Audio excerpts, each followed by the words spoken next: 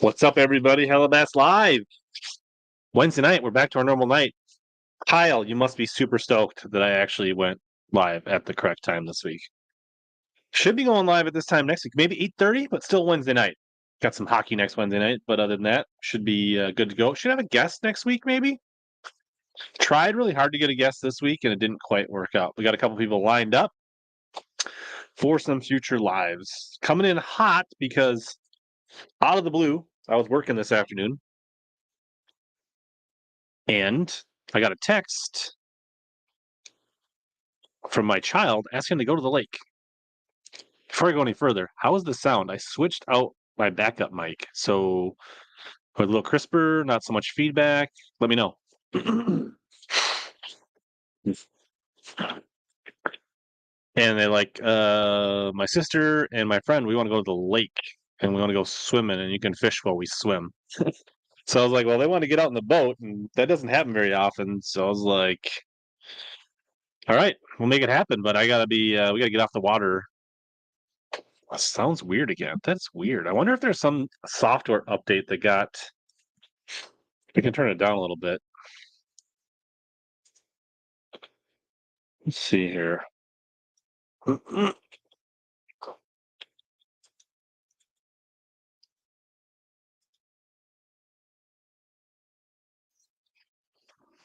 That's weird. Don't get too far. 2 minutes left. I'll try to turn it down a little bit more. Echo cancellation is on. Should I turn it off? I feel like I usually have it on.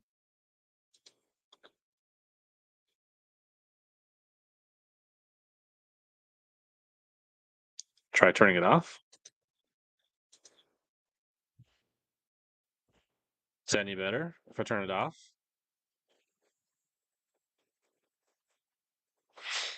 Now it's off. What's up, William? Bill? New member? What's going on? We got a new member to Team Hella. They said it's that better. Good.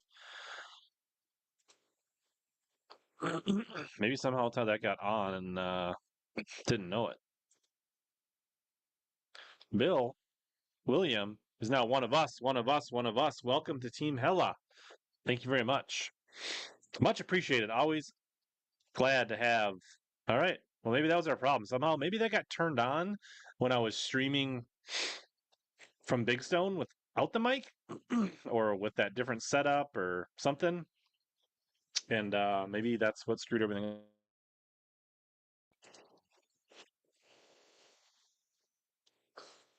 Brian got him a big package from Arsenal this week, mail call, and he also got a bunch of stuff from Omnia. I think he got a bunch of chunky D's and Spro Flappy Frogs from Omnia. Probably got some jerky too. But it was good to get the kids out on the boat. They had a blast. We actually beached up shallow. And I actually kind of wiped the boat down using the lake water. Kind of got the Slamus kind of shined up, and do some cleaner on it. Sprayed it down with some of the Lucas Oil Slick Wax or Slick Mist, and it's looking pretty good. And then they wanted to go some a little deeper, and I tried fishing jigworms. Didn't really. I got one pike. Had a couple other like taps, bluegill bites, things like that, but my volume dropped. We can go back up a little bit. So that was tonight. Fish tournament last weekend. We can talk about that tournament. Also, going to talk about some of the MLF stuff. Talk about some of the stuff that's happening out west. Some kind of goofy things on some of the western team trails. If you hadn't heard about that, they're just going kind of wonky out there. But MLF released a press release. I think Monday, maybe Tuesday. We'll talk a little bit about that. If I need to get that pulled up.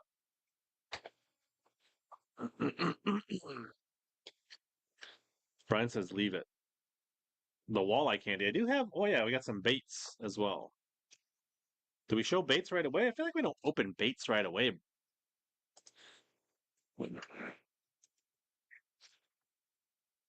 Let's see. Let me get this Major League Fishing Media Advisory open for those that do a little setup here as well. Rich got him some Strike King jigs and some craws. Good job, Rich. Glad to help. Tonight's stream, presented by Arsenal Fishing, boosted by Powerhouse Lithium. Thank those that support the channel. But so the main crux of tonight is so MLF came out with their kind of ruling for Cayuga, and that happened. I mean, the event was darn near a month ago, right? It was before ICAST, and then they fished another event, or maybe I don't know. They fished St. Clair afterwards, so it's been multiple weeks. They've had a whole other event. There was clearly some things happening on camera at stage 5 at Cayuga, and so this, to refresh people's memory, Cayuga was before the New York season opened. Since they had immediate or catch immediate way release, they could fish this tournament.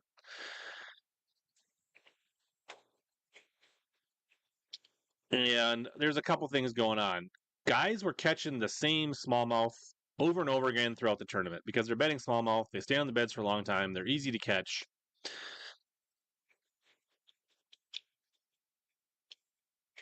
And so that definitely rubbed people the wrong way. One, they were catching them throughout the event. So, like, if they fished, stage 1 on Monday and then they fished the second day of their round on Wednesday, they were going back to those same beds, which by the rules is completely legal. Ethical, sporting, yeah, I'm not sure, but that's within the rules, but still rubbed the people the wrong way and didn't look great on camera. Now that's happened at Bass at Lake Fork. There was some fish getting caught multiple days in a row because they would do the catchway release at Lake Fork. But this was much more widespread with bedding smallmouth. And then there was also people throughout the tournament, and it seemed to get worse and worse, that seemed to be catching the same fish multiple times in the same day. Which, I don't care who you are, if you're knowingly catching the same bedding fish over and over again in a tournament, that's just not right. It shouldn't be allowed. But the way they worded the rules, it kind of got they kind of got away. They got away with it, and they were even visibly talking about it on live. And then the other thing was, yeah, Slick Johnson. He's an interesting guy. I thought about reaching out and having Slick Johnson. I don't really want to dig into this with Slick Johnson, but I kind of like to just hear more about what is the Alabama Bass Council. The Alabama Bass Council. And there was some anglers that were doing some weird things with unhooking their fish that definitely were a little iffy. There were some fish that weren't getting verified. They were bed fish. They were sight fish for the most part. At least, even they weren't sight fishing them, they knew the fish were there and they were bed fishing. And some of these, hooks were magically popping out or getting unhooked outside of the boat or getting swung in or doing different things where they weren't getting verified. And it really got worse and worse because the more you watched the footage, there was probably only like 30 or 40 or 50 big smallies on beds on that lake, and they were all just taking turns on them. And I mean, you got to do what you got to do at that level. You know, Angler A goes in, catches a 5.2. Angler B comes in after him, catches that same 5.2. Angler C comes in, right? I mean, you can't control that, but that sucks for the fishery and it sucks for the fish. It's not great for the fish to get caught, 12 times in 3 days or more.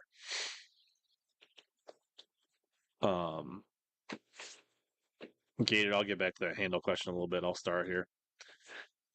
So there's just a whole lot, and then there was some probably the most egregious looking things were there was at least 2, maybe 3 times where Spencer Shuffield was fishing for a bedding smallie, whether he saw it or not, but he'd go down over the side of the boat with his back to the camera, and it looked like the smallmouth was getting trapped to the side of the boat. And all of a sudden he'd be like, oh, and he'd bring it up, and the hook would be in one hand and the fish in the other. And in all my years of watching live bass fishing, I can't think of a single time where an angler intentionally unhooked a fish outside of the boat before bringing it in. And that's sure what it looked like he was doing.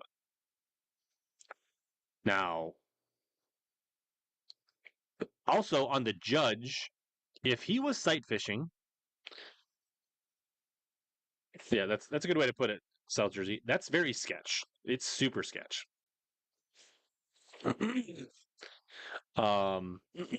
This is a good point. We'll loop Sprague back in. That's part of the consistency and the web of things. So, anyways, so first of all, it should have never gotten past the judge. The judge should have said, "I didn't verify that fish was hooked in the mouth. You can't count it." It should have stopped right there. If the judge knew the rules and understood it, and honestly, Sheffield should know that if it was a bedfish and he couldn't verify whether he unhooked it in the boat or out of the boat, if it doesn't get verified, then the fish just should have been thrown back. And then he could have tried to catch it again. That would have been potentially legal because I think it was you can only weigh the fish once if you see it visibly a day or something like that.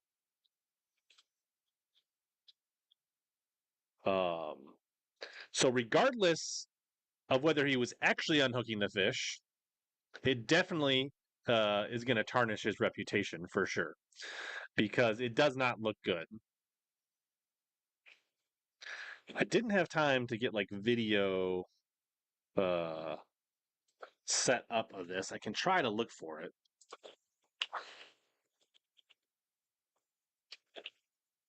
If I wouldn't have gotten dragged to the lake with my kids, but you know what? That's all right. It was fun to get them out. I probably would have had it done. um,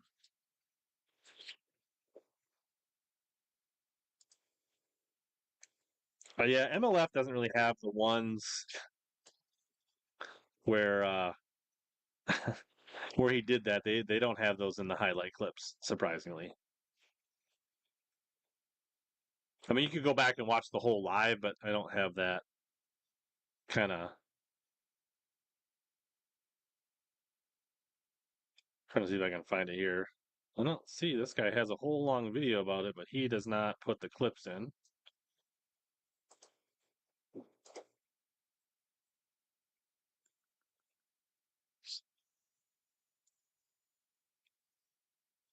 So there's more to this too. Let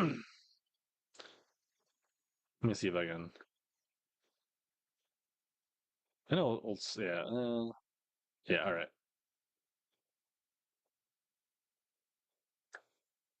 Slick Johnson's got it on TikTok here. Let me see if I can get this pulled up. So those of you who have not seen it can understand what we're talking about here. All right. Let me sneak down here, make this a little bigger.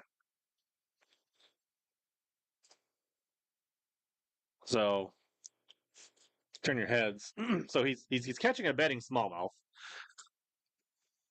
and back to the official, trying to get it. Now both hands go down. We take an extra long time.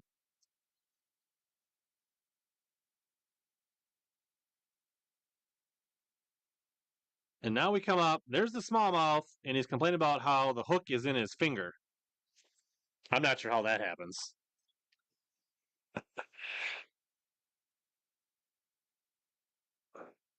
And then, right, so right there, the the official should have never allowed it. That's just where it should have stopped. Um, but that happened a couple times, at least twice, maybe a couple more. So I don't know what you guys think after seeing that video, but you can see why it doesn't look good.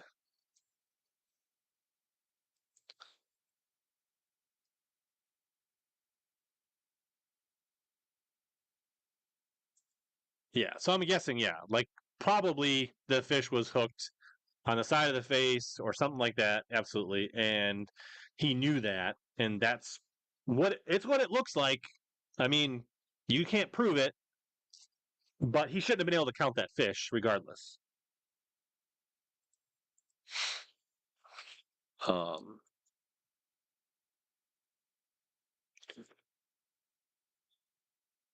so fast forward a little bit, right? That shortly after that event, MLF comes out and says,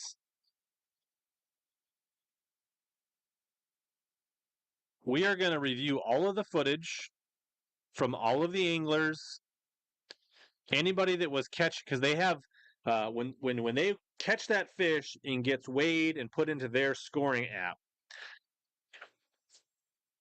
there's a GPS location.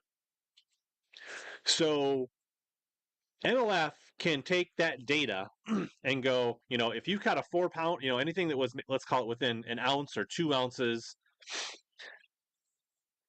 and you caught it within, whatever, 20 feet or whatever that, they can use the data and the coordinates to say if it was within a couple ounces and within a certain amount of feet or a degree of GPS, right? They should be able to go back and review the timestamps of all those fish to see what was going on for the people potentially catching fish multiple times in the same day of the same fish. So they were going to do that, and they were going to review the other footage for anything else. There was definitely, the thing is, once you have seen a fish once, especially a smallmouth, and you know where it is, you can back off to where I can't see it. I technically can't see it, right? It's too wavy now, or there's a little bit of a mud line, or there's a little bit of grass in the way, so I can't see the fish.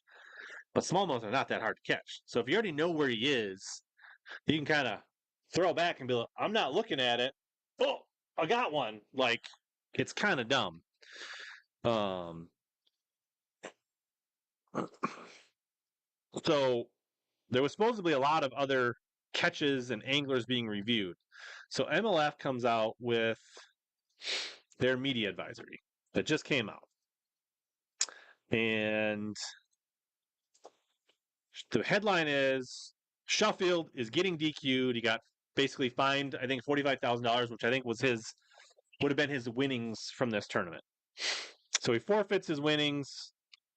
And basically what they did is they didn't pay him for like the $6,000 he made because he did get paid. And then they basically withheld his winnings from St. Clair, which was like $6,000 or something like that. And now he owes MLF the balance of 39,000, which I don't think he intends to pay. I think he intends to fight this. They updated the results, so anybody that was behind Sheffield moved up one spot. They get their points. They get a little bumped. His fish gets disqualified from heavy hitters. So you can go and look at all that stuff. uh, so basically, the investigation began after video indicated the possibility that some anglers may have weighed fish while sight fishing that were not verified by officials hooked inside the mouth, and that some anglers may have caught the same twice while visibly targeting it. Right. So they said they conducted a thorough investigation. Da da da. All the the review, the GPS, all that stuff. Several other anglers. They didn't say how many. Um, and only the anglers that, based on their calculations, could have scored the same bass twice in day while saw fishing, um, or who had the opportunity to manipulate a hook placement, were interviewed for polygraphs.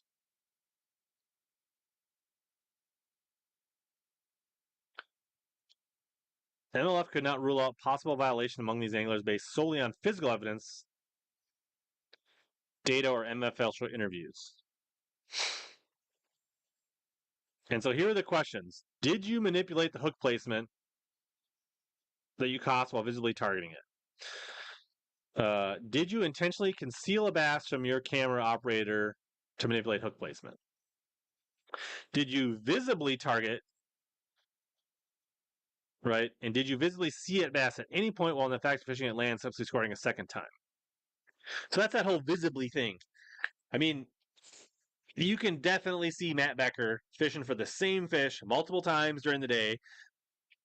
But here's the thing: he's like turning his head, like I'm not looking at it, right? Or like just, I mean, Takahiro, he's on live.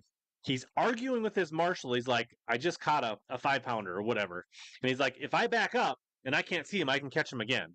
And he has that discussion with his judge or his marshal during like on live. So to me, that's just like semantics. And it sounds like the way Daniel Fennell interpreted it, he basically gave feedback to the anglers saying that like if you're not looking directly at it, then you're not looking directly at it. Which I think that's where this whole can of worms got really out of control and created this unbalanced thing. Also, I understood that Spencer Sheffield wanted to stand up and address his fellow anglers at the meeting in St. Clair, and MLF told him to not do it or they wouldn't allow it.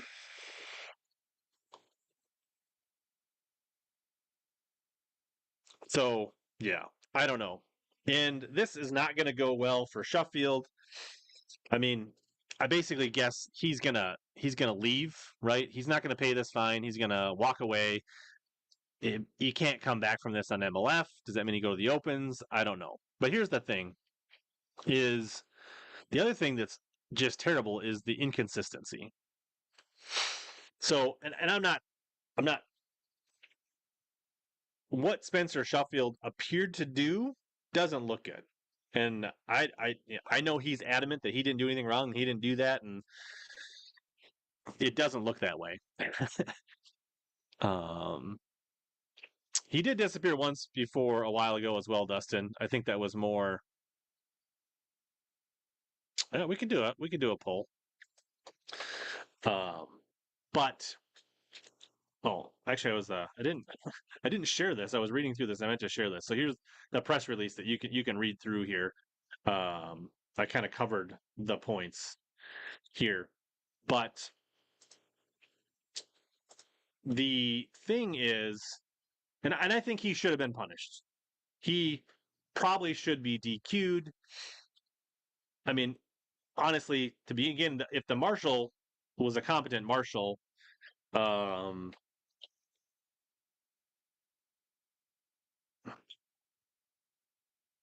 let me get the poll up.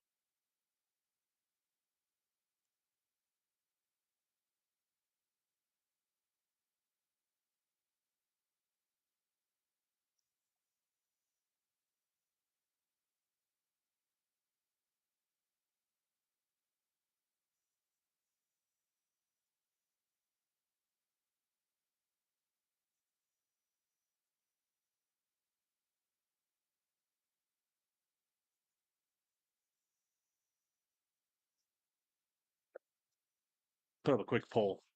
Um, so, but there was definitely other anglers like Mark Rose, Becker, Takahiro. There's probably more that did things that looked really fishy on camera. I don't have all the details,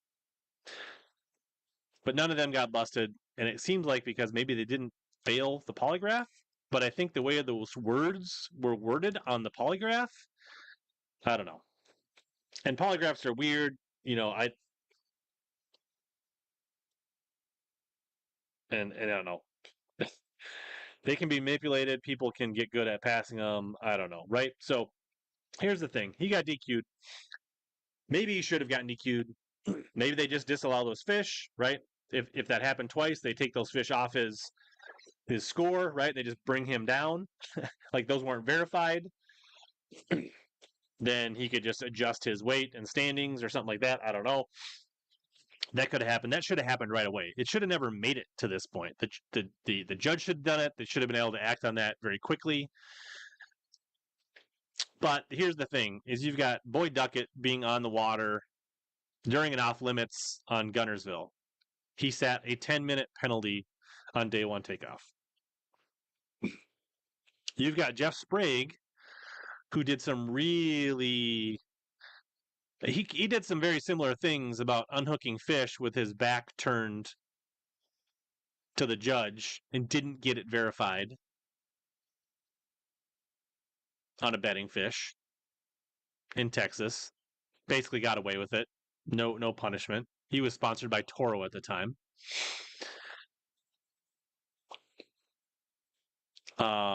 You've got Mille Lacs, where there were several anglers throwing Alabama rigs with multiple hooks, which isn't legal in Minnesota. So they basically broke a state law, and they did basically got nothing. I don't think they even lost those fish. I don't think some were throwing a double fluke rig, which is not legal in Minnesota, and they were fishing two lines on the lax, which is usually allowed in BPT, but it's not allowed. So like there were several state laws broken in Minnesota, and none of those anglers were given any kind of penalties. I think they got fined by the Minnesota DNR, and I think the BPT may even paid the fines for them. So yeah, Sprague did lose the Toro sponsors, but it wasn't until another scandal where, for I think the Louisiana tournament, he basically there was stuff that came out on social media that basically had screenshots of his text conversations during the off limits obtaining information and GPS coordinates. When that happened, that's when he actually got like there was nothing they could do, and then they had to fine him, and he got DQ'd for that tournament and that kind of stuff. And that's when he lost some of his Toro stuff. Then right, and just the whole polygraph, and supposedly there's been lots of anglers that have failed polygraphs in the past that just get fined and it gets swept under the rug and nobody hears about it. So there's just this whole aura of inconsistency with MLF that just reeks of grossness and all that stuff. So that's really the problem is that MLF seems to play favorites. The superstars and the people with the sponsors and the conflicts of interest tend to get away with more, and other anglers get crucified, and or get different levels of punishments, and other anglers get away with a lot more. So it's just it's the good old boys club. So there you go. Lance Armstrong never failed a polygraph. Good point. So that's how much do you really rely on polygraphs? I kind of did too. Like I always thought Sheffield seemed like a stand-up guy, but after watching that video evidence, even before the press release, it didn't look good. It didn't pass the smell test. You don't know what really happened, but it sure don't look good. It looks sketchy as F. There's no other way to put it.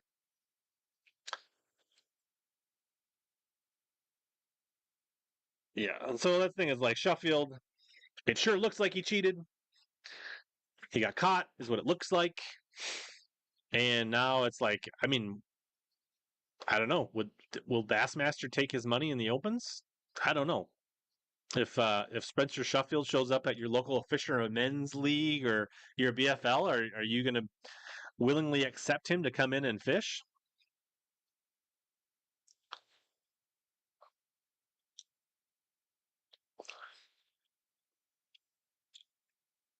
So I wouldn't say that Bass is perfect, but it sure seems like Bass is more consistent. Yeah, I don't remember exactly what the Mark Rose thing, but there was definitely some things on live that didn't look good for him. And you've got other anglers, just to credit them, and I guess I don't know. We probably shouldn't applaud them for just doing what is right, but you heard people like Wheeler and Alton Jones say, "Hey, I already caught that 6-pounder once. I don't feel comfortable catching it again. The next day." Um,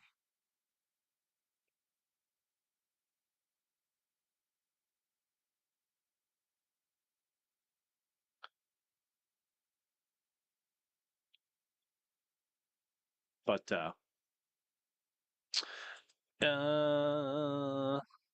so I don't know what else to Yeah, that the audio, yeah, of that Marshall, and basically having that conversation of like, yeah, we all know that everybody's catching the same fish over and over again, but it's putting a good show on for the viewers, right? So, yeah, that's I had that bookmarked on Twitter. Let me see if I can find it. I might be able to get that to play.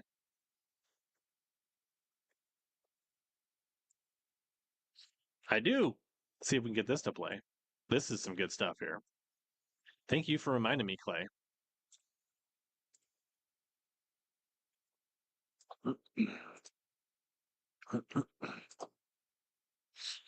See here. Oh, well, second's 45,000. I mean, I can't complain. I mean, I've been catching the same fish every day. But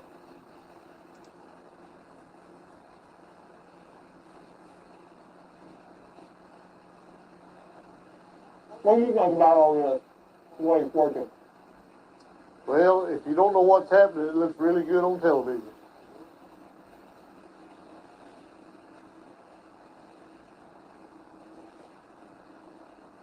I think everybody here knows what's happening.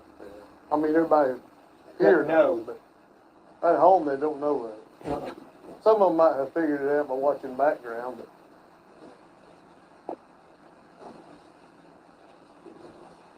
of course we went to St. Lawrence, you could catch the same one every time he's sitting on top of him. Every time Cody Myers told me he caught a 411 11 times one day. But then you could sight fish them as many times as they bite. Mm-hmm. Which it made it a little harder this time, but it's not as evident to the public watching it. That's audio of Sheffield, I believe, and his marshal having a conversation. Hopefully, you guys could hear that. I don't know how well you could or could not hear that. Could you guys hear it? Let me know.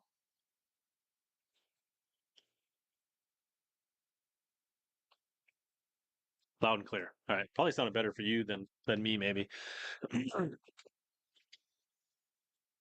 So yeah, I mean, like you just start putting all these pieces to the puzzle together, and there's just not a lot of things looking good for MLF and the anglers and in this tournament.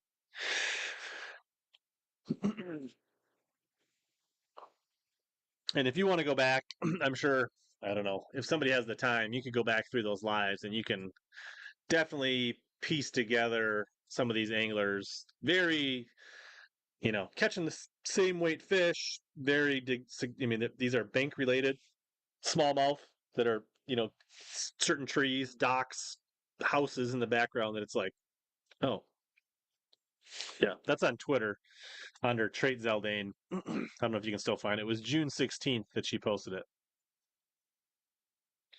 That's the thing, right? Honestly, if these inconsistencies, if Sheffield lawyers up and now for 35, 40 grand, the lawyers are probably going to take most of it. um,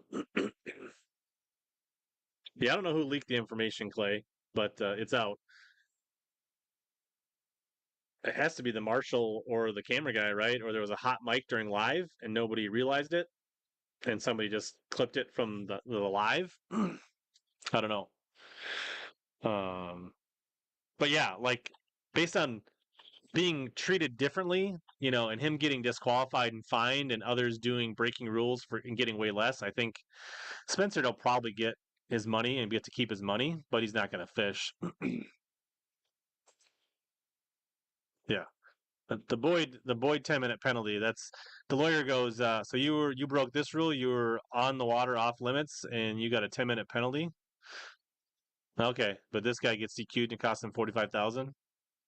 Next, right? Like, it's just a. But let's see what else here. Um, yeah. So we talked about Sprague. Yeah, we talked about Mille Lacs. Talked about Spencer not paying it. I mean, Clay thinks Spencer can bounce back. Yeah, I mean, Sprague and I don't know. I didn't really see the Sukup thing. Um, but yeah, I mean, it's not any worse for sure than what Sprague did multiple times. And I guess, one thing is like these guys are under a lot of pressure. And, we shouldn't judge any angler for their single worst day, right? Let's just be honest. If we all get judged by our single worst day in our lives, we all don't look so good, right? Probably. Um, Now, he's probably done with MLF, but yeah, I mean, I don't know what to think. I'd like to give people the benefit of the doubt and give them some, a chance. The elites start next Thursday, and then MLF Tackle Warehouse final event on the Cross. I think starts on like Monday, which means I need to get a fantasy fishing videos out for those events. Yeah, and that's probably what's going to happen. He's probably going to come to the Opens next year. But yeah, interesting.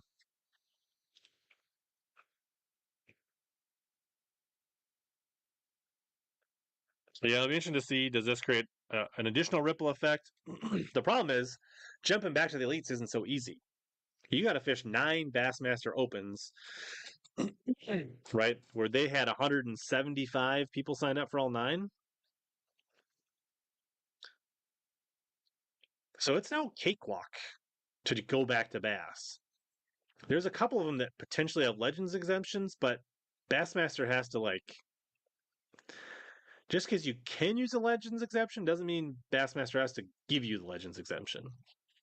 And most of the people that have Legends exemptions are part owner in MLF.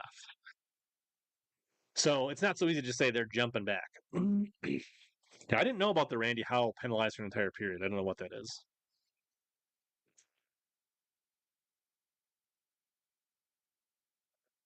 Yeah, it's not cheap either, right? 9, they pay like crap.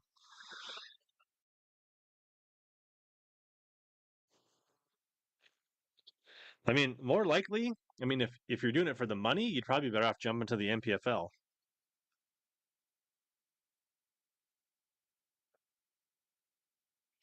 Yeah, I didn't hear the outcome of the walleye tourney, but they actually didn't get hit as hard as you'd think. I think that contract is gone now for all the anglers after a certain amount of years.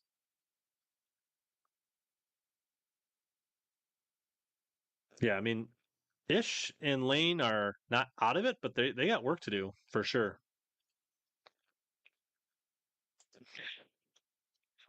You know what Jordan Lee is making? He's he's winning an event every year or so. I don't know that he's. I would love to see Jordan Lee back to Bass, but I don't think he's in any rush. We'll see. He seems pretty complacent, taking everybody's money over there and doing well for himself. They are. Let's see, we can take a live look at the points here, but they're definitely out of the top 10 right now. But there's a lot of points to be made and lost in the. All right. So right now, Kyle Patrick's the last guy in because Kenta Kimura is already an elite. So basically, the people above this covert banner are the people that would qualify if it stopped today. I think they have 3 more events. No, 4. So they had 5. They got 4 to go. They got St. Lawrence, which is coming up like this week. Then they either go to Ozarks or there's Ozarks, Harris Chain, and Watts Bar left. But Casey Scanlon's a former FLW pro, former elite as well. There's Upshaw, 23rd. So let's see. You need to get to 834 as of now. So, what was that 80 points for Upshaw? which isn't that much with that many tournaments left to go. Bobby Lane, 756. He's about the same. Ish Monroe, did I miss him? Is he still down a little further? 605. So he's got 240, 50 points. So he's going to need to make some big moves. Ish is not mathematically out, but he's got work to do. But the thing is, there's 150. I mean, you can gain 150 points in a single tournament if the wrong people fail and you have a good tournament.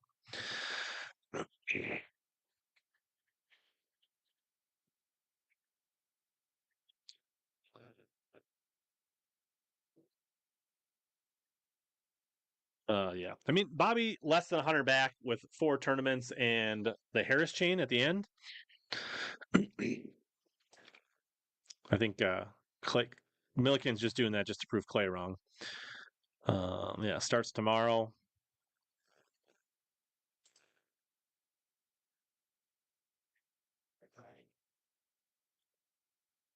Oh, Randy Hall had to sit during the cups. Okay.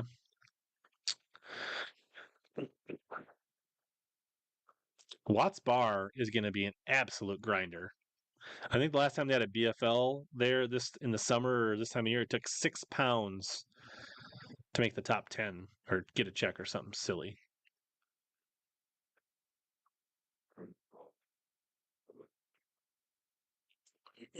So, yeah, I don't know much more to say about MLF. I think we kind of covered it. So, in other news, I don't know if you guys heard about this Wild West Bass Trail Apex Tour. Basically, the guys have disappeared and people fished 2, 3 plus events now and haven't got paid.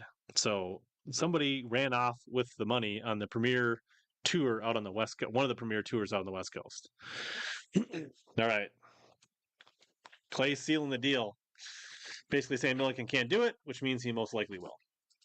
Yeah, so this Wild West is crazy. Actually, the Serious Angler guys did a podcast on it, and they kind of covered it with Ken Ma and Austin Bonjour, I think. And they talked about how I think Austin's out, I don't know, 10, 12, 15 grand. Ken Ma's out like 29, 30 grand. A lot of guys are just out like single checks. So I think everybody in the NPFL got paid. They just didn't have their championship. And they actually, I think they did pay everybody the minimum amount for the championship based on like, because I think if you made the championship in the NPFL, you got like 5 grand or 8 grand or whatever it was. I think they paid that out to all the anglers as a minimum, but then nobody had the travel expenses and they'd have to put the tournament on, and so not quite the same. And NPFL's still around. They've been doing what it takes to make it right. This sounds like they have just like take the money and ran. Uh, so, oh, somebody bought it now. Yeah, so I guess what they said is because of the COVID laws out in California, everybody got used to getting their checks in the mail later because of the no contact and all that stuff. So it was getting normal for not to get paid for 10 to 15 days after the events. So it kind of, it happened in like a 3-week period, it sounds like. Yeah. Bass Fishing HQ did a video on it as well. And they had a thing where they had a payment schedule for this trail. So it's kind of like Bassmaster where like you pay your deposits as you go. And that was something they agreed upon with this tournament organization and the anglers did. So a lot of them were prepaid. So it's like, well, I already prepaid for it. I might as well show up and fish it as well, right? So a lot of things didn't go their way for that.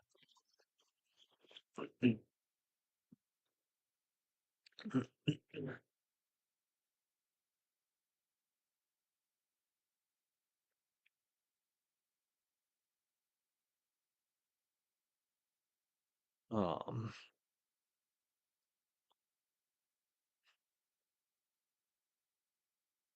so yeah. And the thing is, like this thing. I mean, there's a couple trails south of me where they had like they get like It might be called like the Southern Minnesota Bass Tour, and it goes for like 3 years, and all of a sudden some guy disappears with everybody's money. And then, like, I mean, it happens all over the place. Um, but it's just that this one was a little bit bigger, higher profile, and went away with a little more money than your average little podunk. I mean, I think it had with Angler's Choice down in like Illinois and that area at one time. Let's get a quick word from the Dream Are Team. you ready to reel in your next home purchase or refinance? Supreme Lending's Dream Team can help guide you through the entire mortgage process, from pre-qualification to closing. We have a wide variety of home loan programs in our tackle box, including down payment assistance and first-time home buyer options. You can ask HellaBass. He trusted us to help finance his home. Contact the Dream Team today by searching Supreme Lending Dream Team, or click the link below in the description, or scan the QR code on your screen.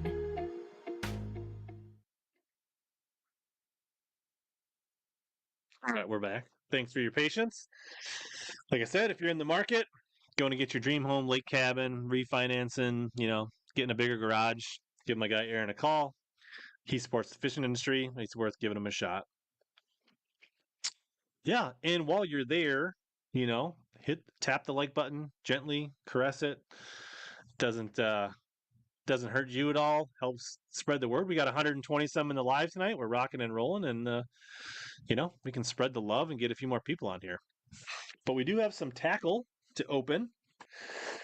I got some mail call here. I also can recap my tournament from last weekend. I can talk about the Sabine River of the North. It turns out not every fishery in the North and in Minnesota is easy all the time. Much to what it leads you to believe, and you watch most of my tournament videos where we catch like 15, 20 3-pounders a day and cull 3-pounders all day. This event was not like that. It was very, very Sabine like. So we could talk about that as well. Do we want to talk tournament or look at some baits? Which we do first? It's a little bit like Traverse. Yep, Traverse can be a little stingy. This was a little better than Traverse. You could screenshot it later. That's what I would do. I would screenshot it, Kyle. Or you could watch the replay on your computer or TV and then scan it. Or you could have your girlfriend or wife scan it for you while you're watching. I'm all about solutions. Would I trade my KMS for an Allison? No. Allisons are made to go fast, but they're not really designed for fishing. So, all right. People say Tony. What's up, Michael Minnan?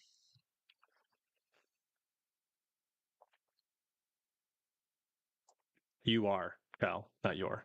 You are. All right. People say Turney. So it was interesting. So it took out of Hastings, Minnesota, which is at the top of Pool 3, which is just below St. Paul. A pretty industrial area of the river. And then just below, maybe let's say a 5-minute run down the river, the St. Croix comes in from Wisconsin. Quick recap of the MLF. Yes, Spencer Shuffle got DQ'd. Other anglers got away with murder. Inconsistency for years with MLF. Not a good look. Spencer Sheffield's going to fight it. You want the full scandal details? Go back to the beginning. Hope that satisfies you, JCB. So Pool 3, not a mecca. It's definitely what I would call Sabine like. It's got some industrial places. It's got some backwaters. None of them are great. The fish are semi-numerous, but a 14-inch minimum on the river is no easy task. I want to say the first day with 11 boats, 11 boaters, 11 coinlers, there were only 5 limits weighed, so it was an immediate weigh and release. So it was like MLF style, where we weigh it in the boat. Our AM or our boater verifies the catch, gets written down, pictures taken, let them go. But it's just 5 fish, best 5. And so, yeah, out of 22 anglers, only 5 weight limits the first day. Gives you kind of a... Now, if it was a 12-inch minimum, I think you would have seen more limits. So if you put Sabine rules on it, then you get a lot of 4 to 6 pound limits, 4.5 to 6 pound limits probably. You could lock up to pool 2, which is probably worse than pool 3. It's even more industrial, even less backwater, less fish density. I think it has its moments. I've done well there in the spring, but with the lock, to me, after practice, was a worse option.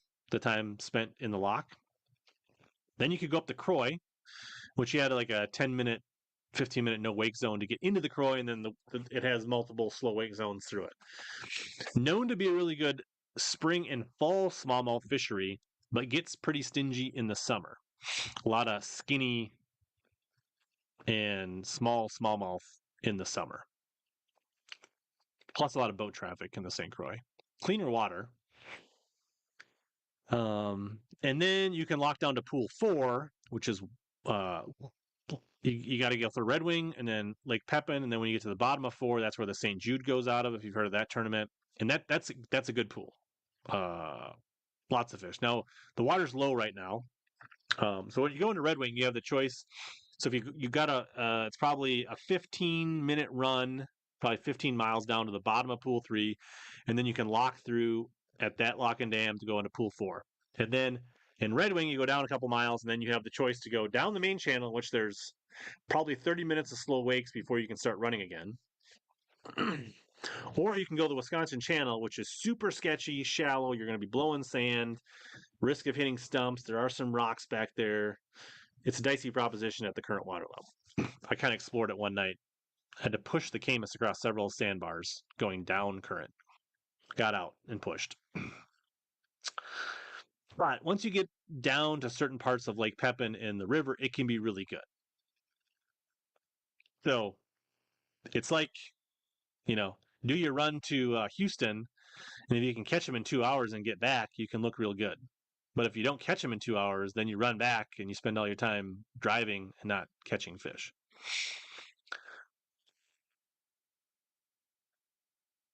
So what it really came down to is if you spent enough time or knew 4 well enough that you could be on the fish, because with barge traffic, locks, people were not getting down there till after 9 o'clock and a 7 a.m. takeoff. And typically you'd be locking back at 12:30, 1 o'clock to give yourself plenty of time with barge traffic. So depending if you're going back channel, you realistically could be fishing only 2 to 2.5 hours in pool 4. So if you didn't quite land on them, you lose a couple fish, you miss a couple bites, things don't go right, maybe you don't catch a good enough bag, and then you got to start working your way back. And if you spent all that time in pool 4 and you didn't really practice pool 3, it's no easy task to catch keepers or quality keepers when you get back to pool 3. I decided to stay in pool 3, kind of mix up some backwater and some main river smallies. First day, I spent 3 hours fishing them over 2.5, 3 hours the main river.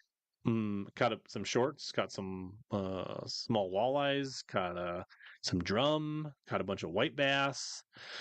But it ended up being like 10 o'clock, and I did not have a bass in the boat. So I decided to make my way back towards the backwaters, fishing some pads on the way in, and I catch like a 1.8 pound smallmouth on a frog. And that was the first fish, and that was at like 10:30 in the morning. And actually at the time, that fish put me in like 5th place out of 11 with one fish at 10:30. I should say there was a barge, you could see the pool 2 lock at the top of the pool from where we were. There was when we were having our morning meeting, there was already a barge in the lock, and there was another one waiting to go up. So it really killed pool 2 morning for anybody.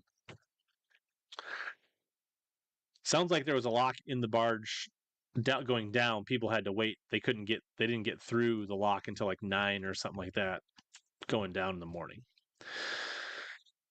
So then I roll in this backwater, pecking around. I fished this other stretch that I thought was really good. my co caught a keeper largemouth on the first spot we tried, so he had one pretty early. So we both like 10:30. We both have one fish. His is like 2 pounds, or his is like 1.7. Mine's like 1.8. He catches a couple shorts on a Senko on this stretch, and then we go across the backwater and start to get some activity. And miss a couple bites. He catches a short, then he catches a keeper on a frog.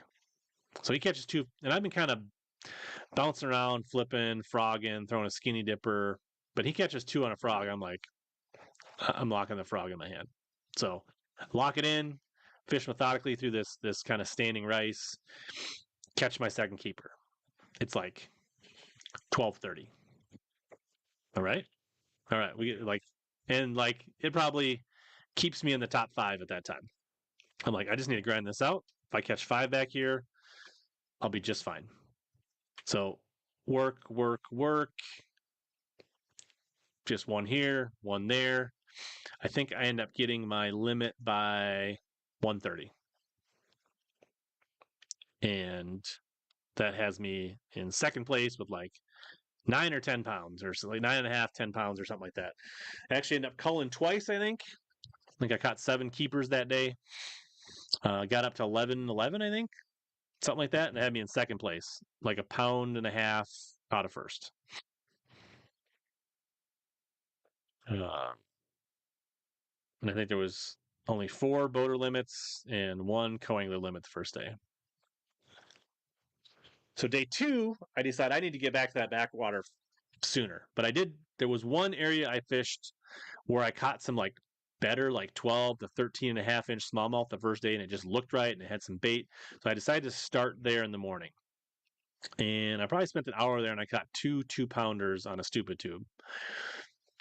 My co got a really nice walleye there. He had a couple that he was worth measuring that were short. And then we fished a closing dam down at the mouth of the backwater. I caught one that was almost a keeper, big old catfish. I caught a big old drum, and then he caught his first keeper smallmouth. So then we finally get back in there, start frog fishing, and it's just not happening. We're getting some bites. They're not eating it. Seeing some northerns. Yeah, they were basically I was throwing old brownie, the natural red Spro mostly in this tournament. Day 2, I rigged up a swamp donkey in this color, but never hooked up on it. But I did throw that a little bit. And it was slow. It took me a long time. My second fish actually missed my frog, and I ended up flipping a BFE back in there and catching it. And he was not real big. He was like 1.4, 1.5. I mean, it was just barely a keeper. And finally got into an area and kind of got a little bit of a run. I actually got like almost 3-pounder for my third fish, and then I caught like 2-pounder, 2-pounder, 2-pounder. I ended up catching 8 or 9 keepers that day. Caught a lot more northerns, caught a big old dogfish, caught some really big pike that got me really excited because all day you could see the live score tracker. And once I got to my limit, I was about 2 pounds back. And actually, before I had my limit, I had fallen to like 3rd or 4th. Some guys that had caught limits had got ahead of me. So when I caught my 5th fish, that put me back into 3rd place by like 2 pounds. And then every time I'd cull a little bit, it would be like make it like 2.1, 2.2, 2.3 to give myself some breathing room. But I knew like if they could catch a 4-pounder, they could beat me. And if I could catch a 4-pounder, I could catch the guy in first. And a couple times I bowed up on some big dogfish and big pike. And for, that split second, I thought like, yes, I got it. It'll make for some good footage and a good video. I don't know what else to say. The Spro that I was using for the tournament ripped, and it was getting, I had to keep putting the weight back in almost like every few casts, so it was getting inefficient. So I tied on a new Spro, and I literally made 5 casts with it, and a pike bit it off. So then I had to dig out Old Brownie, which I had fished through like multiple tournaments, and I fished that whole Big Stone weekend with TK. And I put that frog on, and I caught my 5th keeper, got my limit, and I culled 3 times with it really quickly. So old Brownie did me right. And that old Brownie then survived like a 10, 12 pound dogfish, and it survived like 2 or 3 big pike that we had to get the jaw spreaders out. And he's just divine intervention. Pikey or the old Brownie survives everything. So second place, decent check. Trip to semi-nationals down in Prairie du Chien in September, and a nice reel. So pretty stoked. And then Michael, my tournament partner, he got second on the coast side. So that was kind of the event, but very Sabinish. And basically it was 11 pounds a day to finish second. And I think it was basically 12 and a half pounds a day to win. I should have went in there sooner because congrats to Jason. He won it. He seemed to got his 3 pound bites early in the morning, and I probably should have just went in there early and started sooner. That was probably my bad call. But all right. Good time that we're an hour in. Speaking of walleyes, got some stuff from Tacklecraft. Ground advantage. Anybody hear my dogs snoring down below me? The first day, Michael, I think Michael the first day had the biggest bag out of pool 4. He was fishing in a guy's boat, and they actually they hit and took out their lower unit on the way back, but somehow made it back to it. So they ran that Wisconsin Channel and hit rocks on the way back, and he had to drive down to La Crosse to get a new lower unit that night. So Michael, the first day, had the biggest bag of the tournament, and then the second day, my first day was fishing with Jason, so we were in that same backwater, and he caught the biggest bag out of the back of Jason's boat the second day. So both days, the was caught the biggest bags of the tournament. All right. So we got. So I jumped in on a. I forget what these called. These are the roots or the mini roots or the what do they call them? Does anybody remember? Well, this is the crankbait size and style and model that TK caught his 27-inch walleye or 25.5-inch 7-pound walleye out of Traverse. So I had to get me some of these. A little bit more of a medium dive or a little bigger body. These are some sexy looking brim patterns. These should be fire up here. The new and improved Root 2.0. So I'm pretty excited about these. These little rounded bills on them. Little Marty Burns, Big M. I don't feel like my camera is doing the greatest of that, but they are saucy. I'll have to take a picture, post them on the Instagram. So if you want to go check out HellaBass on Instagram, I'll get some better pictures of these.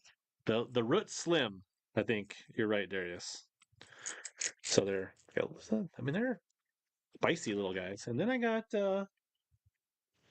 funny you're here, Darius, but look what I got. The 3-hook Dreamwalker.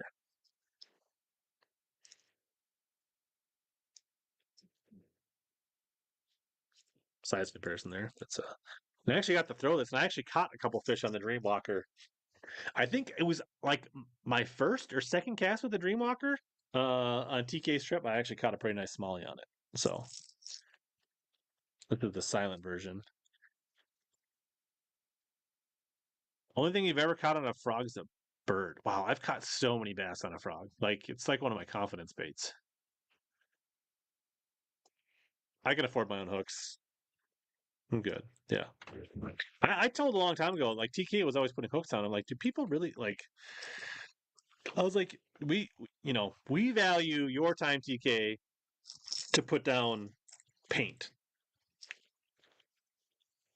A lot of us end up changing our own hooks anyway. So it's like, why would you spend your time putting hooks on? Charge me the same. Charge me $1 less. I'll put my own hooks on, and then you can get more baits out. That's nice eye, Greg. I bet you there's some big eyes caught at Leech in a couple weeks. AJ is graceful as a baby giraffe on the front of the boat. That's for sure. Oh, uh-oh. Hopefully the postman doesn't screw you over, JP. What's up, TK?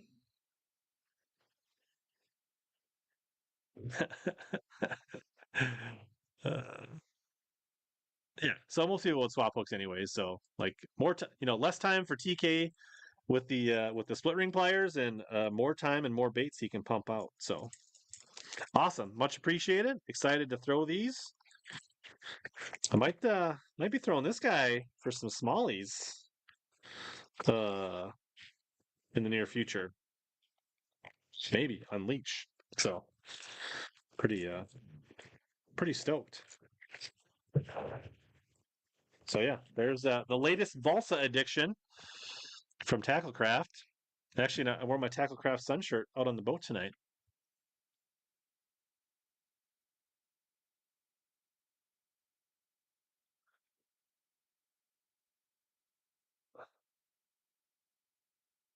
There you go.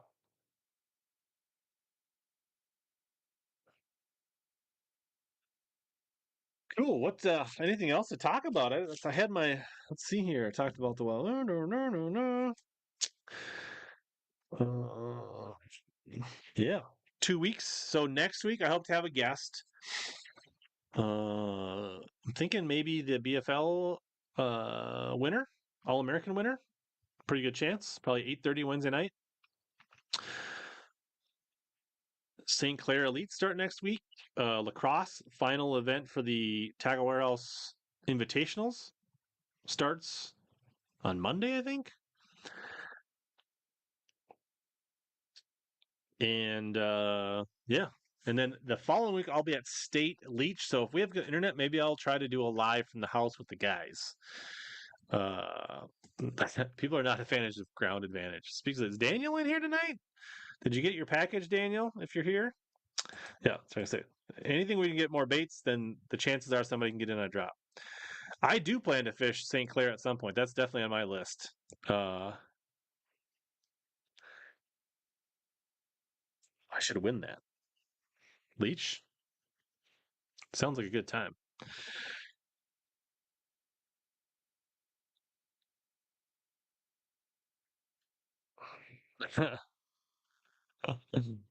Nice. Anything else people want to ask? Anything we can? We'll open for questions. It's been good. We've had over 100. Will do. Yeah, I just need to find the time, but I definitely want to get out there. I've definitely had people offer. I just need to create the time. Um, PK, maybe that AJ, maybe the painter tour. We meet in Detroit. I'll bring the Camus. You guys fly to Detroit, and we have some of the other campers or Hella Team Hella get us out on St. Clair. There you go. Steve's marshaling St. Clair. I think most of the guys are pretty cool. I would imagine there'd be a lot of watching live scope is what I would expect. A lot of St. Clair locals here. I don't know. Does it say like on their website, like on the page, or is it like I don't know? You tell me, AJ.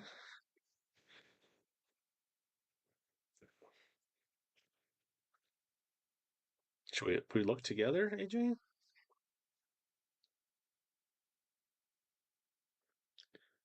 I need to write my article tomorrow for fantasy. It's due. So you say live target hollow body frog. This product has been discontinued by the manufacturer. The fishing reports that mention the discontinued product are still available below. It's marked down as 849. They all gone? Oh yeah, so they're out of stock as well. Interesting.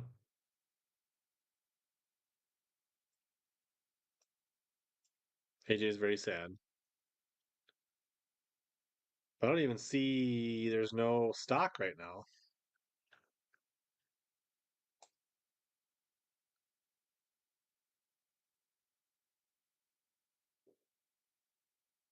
Whoa.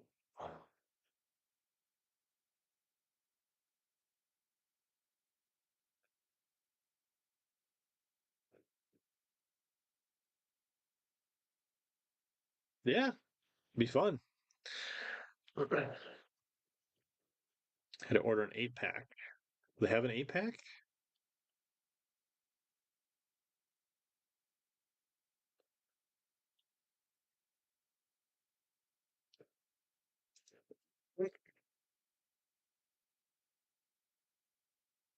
Well, they just don't have much here for Live Target at all.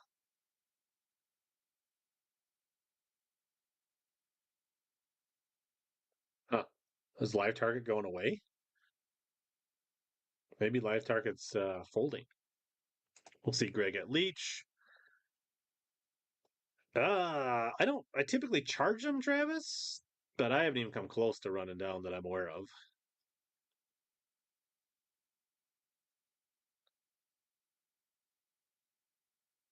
I don't do any night fishing up here. I mean, as we talked about, it doesn't get dark here in the summer till like 9:30, and it's light out at 5 a.m. Doesn't give you a lot of time for night fishing. Add to cart from reports. Well, you're like very sneaky about this.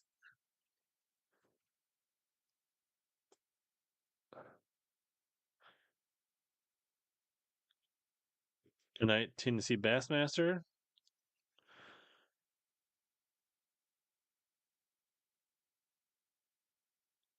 Mustad owns them. Huh, interesting.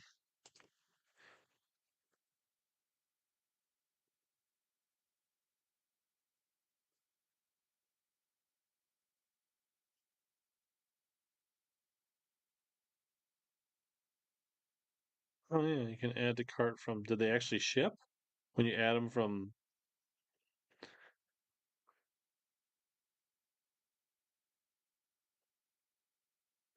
Yeah, that's weird.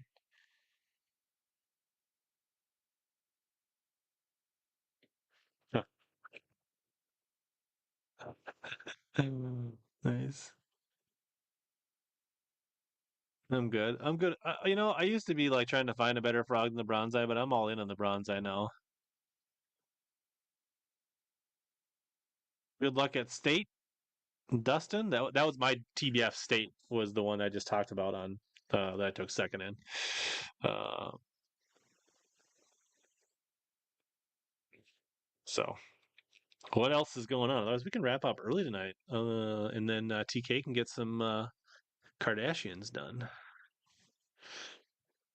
I don't have a long list of things to talk about tonight.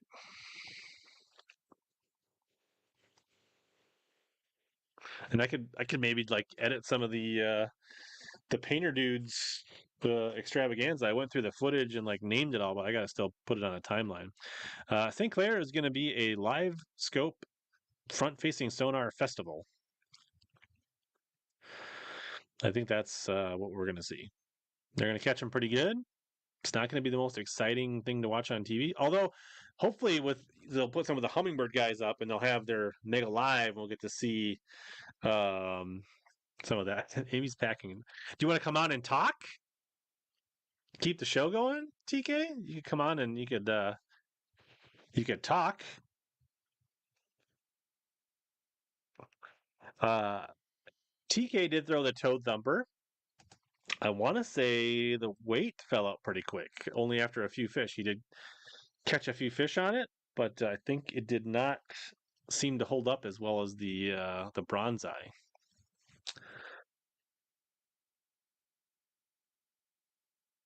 Yeah, no, let it go, TK, let it go. I have not seen any ship dates on the what is it the Evo chatterbait. I haven't. Does tackle crap? Clemson's Tackle Warehouse has like ship dates on that stuff. If somebody wants to jump on and talk, we could do that.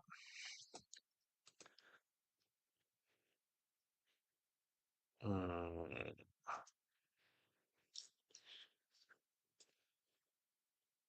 see here. Brands, Z-Man, Evo. October 31st is the date that Tackle Warehouse shows. AJ says he'll come on. Let's see here. Invite, copy. Brandon said he would come on.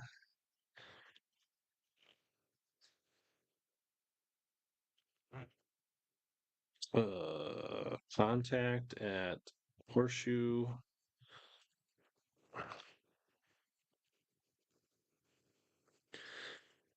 Bring eight.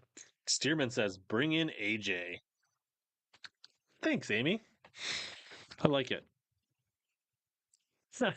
Amy's basically pushing you out. She's like, you can use my computer. Yeah, Spro has rods and reels on. Are they available for purchase?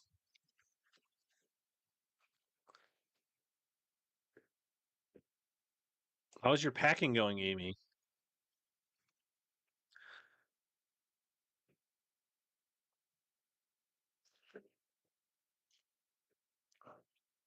Yeah, it wasn't perfect for. I don't see Spro on the list for the iCast.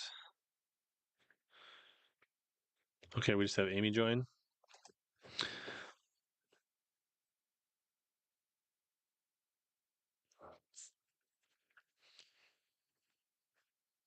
What's up, Chris? Most of it was in the beginning, the MLF talk. Walk like a spook, he says.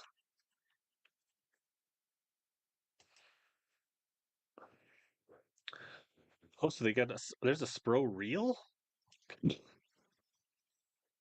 They're in stock. Next week. Members only when Amy comes on.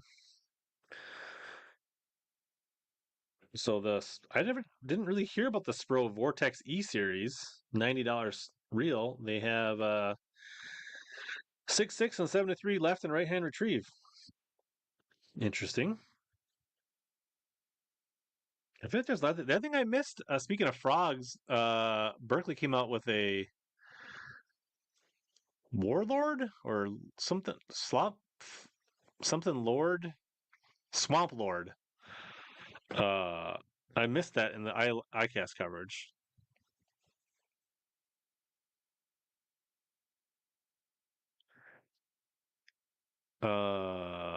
The weights fell out, I think, on a fish catch, but it was only like 2 or 3. Felt like another doyo reel. Tax about 5 more. Yeah, Swamp Lord. Swamp Lord felt like a Spro. Dumb name. Let's see here. The Spro Slayers and KGB so the split $120 rod. They are all in stock. Then they have the KGB rod in stock. Their spinning reel. There you go. I'll tell you what, this Spro Lil John is a walleye catchers on pools 2, 3, and 4 on the Mississippi. This is a walleye smasher on the river. And nasty shad. This guy right here blitzed the walleyes.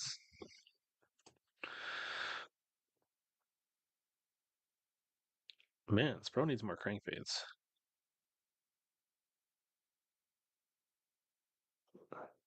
If you want the green pump, oh, they're sold out. Dang it! I wonder if that's the old version. Do they have the Spro fluorocarbon in stock now? I kind of want to try that.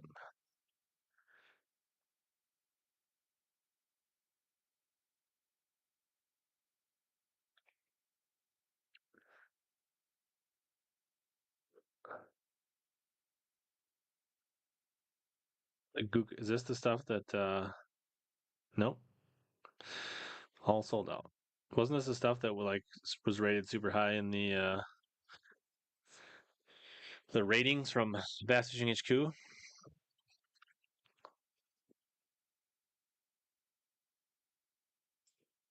A rounded over hook point. That's a bummer.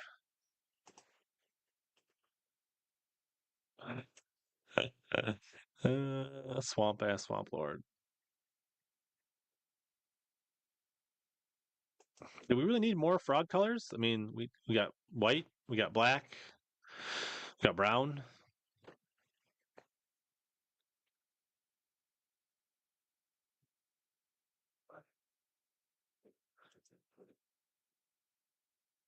Although that natural red is really hard to find lately. Reliable braid test. Like you want to see abrasion, breaking strength. I think the tricky thing with like braid, right? On a slow, steady pull, all braids look really good. You typically break braid when you snap it, either on a slacklining hook set or on like a dug in, right? If your braid digs into your reel and you go to cast it, that's when braid surprisingly breaks really easy. So it's almost like how like a test on how easy or not easy braid digs into your reel is probably one of the most important things. So you're like the Mega Bass people that collect pop X pops or pop X's or whatever they are, but you collect frogs. I don't know. I'm not that picky. Like I've done well with the Daiwa J braid. I like the Sunline frog and flippin' braid. Yeah.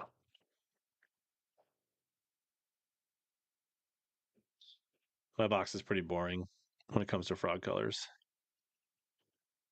I tried to find it. I tried to I like my old true tungsten ones, but I tried to like force the Terminator and some other frogs, but the more and more I use the bronzite, it just flat catches them. You get a really good hook. It's proven. It's the right softness. You can throw them on the dash of your truck if you want them a little softer. I don't know. Just trim the legs up a little bit. Throw some rattles in it if you're fishing in heavy mats. Other than that, just burn them down. Catch bass. I don't know. It's one of the few. I usually like to fight and buck the trends, but I have become a conformant on the Spro 65. Speaking of conformance, what's up, AJ? Hey, what's up? You working hard or hardly working in the shop tonight? I was actually doing my taxes. Oh. Yeah. Is that your quarterly taxes, or are you finally doing the 2022 taxes? Quarterly ones. So you're like Sales. staying ahead of the game. You're not like playing. No, not income, like sales and excise taxes. Mm. Yeah, good old excise taxes. Yeah. I was trying to figure out my lighting in here. It's not great. There is in the new shop. Yep. Actually staying a little more organized. A little bit. I do like to trim my legs a little bit. Other than that, I don't really bend the hooks on the Spro. People want to know the results of what did you do to your natural red frog? This one, Travis, you got it right. I tried to skip it, and you can't really see, but the one hook, let's see which one is it. This hook is bent. I hit the side of I went to skip it and hit the side of the boat. Oh, there we go. Was this a fiberglass boat? Yeah. Mm-hmm. No damage to the fiberglass? No. Not that I saw. But yeah, completely bent the hooks out, tore it out. Not good. And it was the only frog I was really catching fish on at that point. No, I take that back. I caught a couple on the live target. White one, big one. I have not watched. Have you watched any of the Rate the Bait? I did. I actually watched their frog video, and that was it. I mean, they did I think the Spro got the highest, but Bobby's Perfect did well. They didn't have live target on there, so. Did they have the Guggen frog in there? No, they did not. They had live target or not live target. Bobby's Perfect, Booyah, Spro, and I think there was one other one I don't remember. So they picked frogs that were pretty good. So they all got like pretty good reviews. So it was like these are all really good frogs everybody knows about. We'll just give you we'll rank them which ones. I think the Pad Crasher is still the best for the money, like bang for your buck. They just don't last very long. I don't think they tear too easy. But like on the river, if you're like feeding them to the pike anyways, it's not a bad. No, I think every box should have some in there. Yeah, I think Milliken has a legitimate, like he's doing really well. The thing is, like you can like, so they're all tricky in their own way. All these opens, right? Like St. Lawrence, which starts tomorrow, like you can go out and catch 17, 18 pounds a day, catch 30, 40 smallies. If you're catching, 3.5s instead of 4.5s, you could be in 150th. Yeah. It's a fine line, and all of a sudden you lose 100 points. And then they're going to go to Ozarks. Is going to be a bit of a grinder. He should do okay there. He's got some experience on the Ozarks. I don't think that'll trip him up. But then you got, I said it earlier, the Tennessee Lake, Watts Bar. I mean, if you catch 5 a day there, you're going to probably make the top 10. Like, that's going to be a grinder. Like, that's going to make the Sabine look like the greatest fishery of all time when they go there, I think. So, what time of year they're there? I know it's in the fall. It's like early September, like the worst time ever. Real tough. Tennessee, like the worst Tennessee River Lake at the worst time of the year. Travis, live target's number 1, then Spro, then probably Booyah. Yeah, for me, it's probably True Tungsten Mad Max number 1, which are very expensive on eBay when you find them. So if anybody's at the flea markets and they come across some True Tungstens, grab them for me. And then I would say number 2 is the Spro. Number 3 for me would probably be Swamp Donkey. But I caught I think the Terminator's a good frog. The Terminator walks nice. Pad Crasher's pretty good. Sean, what is going on, buddy? Come on. As long as they're not like $30 a piece, I'll pay $10 a frog for the True Tungstens. Speaking of switching hooks, I have been liking the new version of the Spro Flappy Frog. They fixed the weight issue, and those come with the tournament grade silver wire hooks, the Gamakatsus and those. Oh, so they're like the whatever coating. Yeah, they got like that zinc coating silver. Zoe wire is I've what I avoided call the Vega like the plague. Yeah. No. It gets bites. You won't land in it, but it gets bites. Weird tackle versions, but I do have the traditional. I bought some to do like a taste test comparison video, but I haven't taken them out of the package yet. I have them. I haven't thrown them. I have the whatever the one with the blades is, and I have the regular. A lot of people like this launch frog. I have not. I don't know if I've seen it in person. I definitely don't own one. I feel like the angle of the hooks look like they would catch vegetation if you were fishing in really heavy vegetation, but I don't know. The guy I was with this week at Big Stone, he won it, and that's what he was throwing as the launch frog. So, I don't think it mattered. I think any frog would work. Yeah. I've got a couple of the Sprinker and the Toya, the Booyah, Pad Runner or Toad Runner? Yeah, Toad Runner, I think. I'd rather throw that Flappy Frog from Spro than those things, I think. Omnia's got them back in stock, don't they? Yeah, they do. They've got the Flappy Frog back in stock. I was too concerned with impulse ordering all the live target ones. So you'll see that on your little breakdown. It's much appreciated.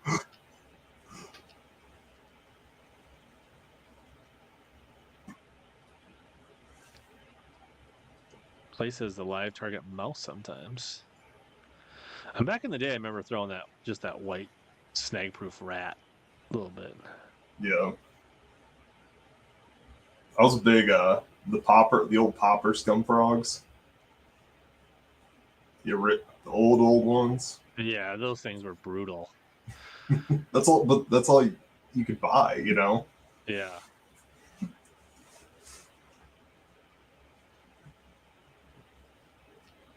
I dabble with the frog.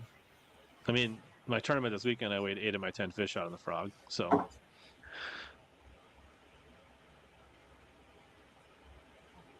2 years ago, I think 47% of my tournament fish that I cashed a check in were on a frog 2 years ago. So I know Matt Pangrat claims that he's never weighed a fish on a frog in his life in a tournament. That's just like mind blowing. But I guess in Oklahoma, there's not as much frog water. But still, like, Yeah. 0. I remember Todd Castledine was catching bedded fish on Grand at the Toyota a couple of years ago on the frog. Or on the pop and perch or whatever it is. Ugh. More bad news for Pickwick. A diesel fuel spill. That should all float on top. There you go. I know from experience. Positive poly. Somebody thought it was a good idea to kill duckweed that way. It didn't harm the fish.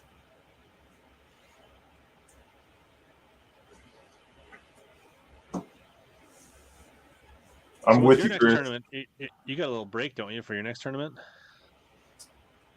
My next turn, we have a club tournament on the 30th, so it's a makeup one from the spring.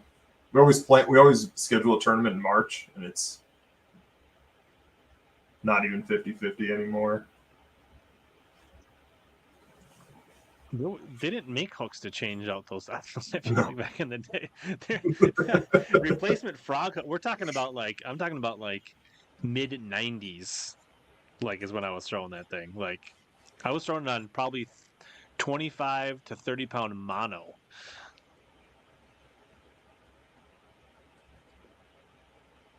I eventually upgraded and started throwing it on Fireline.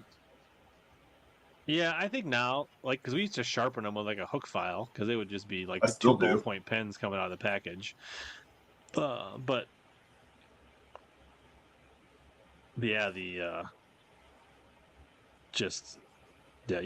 in the way it was designed, I feel like that thick plastic would ball up on the hook too, wouldn't it? Like that was part of the problem. Like, especially the popping one. It the popping one, because the head would turn they back. Would eat the whole thing, and the front lip would just come over the hooks, and you just get like this mangled ball back, and you'd be like, then pop off, and you'd be like, ah. Yeah.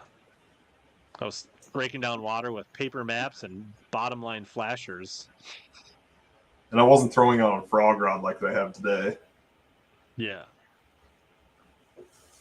It had something with a lot more bend to it, especially in the middle.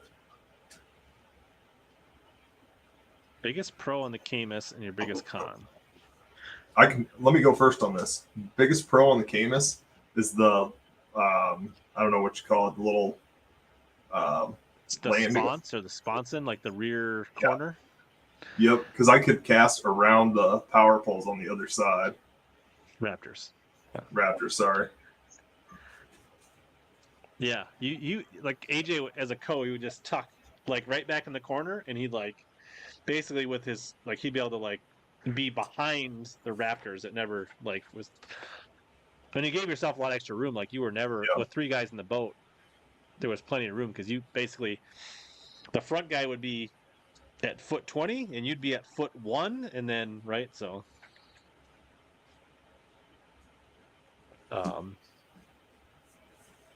Any cons for you, AJ?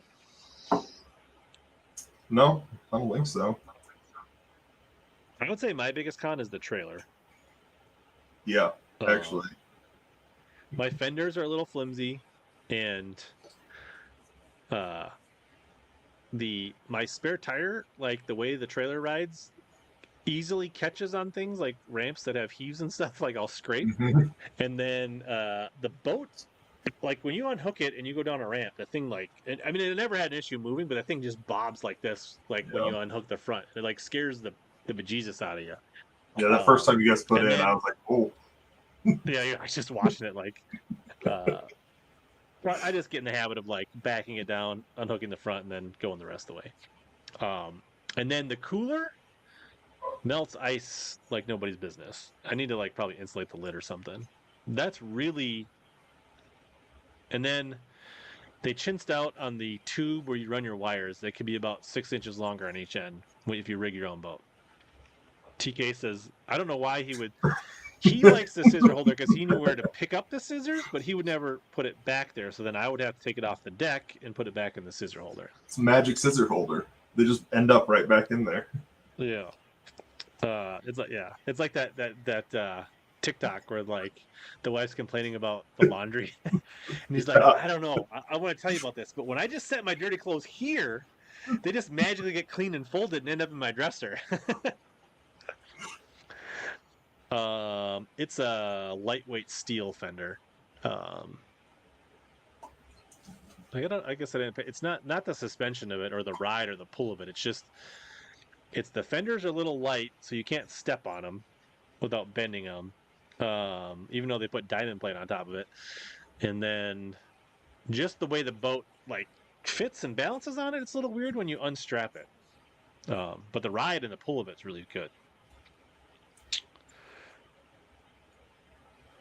No, I think AJ's got the inside line on the Zell Dangerous painting job, from what I heard. Yeah. As long as it's not swim baits.